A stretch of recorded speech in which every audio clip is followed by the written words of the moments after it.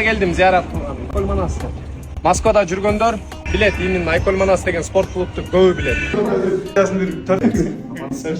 Мен жаш көрүнөт экен. Бүтөөр бергенде мен жылы мутуп каласың да дайырсың. Айта беришет да, агайымын карт көрүнөт экенсиң деп.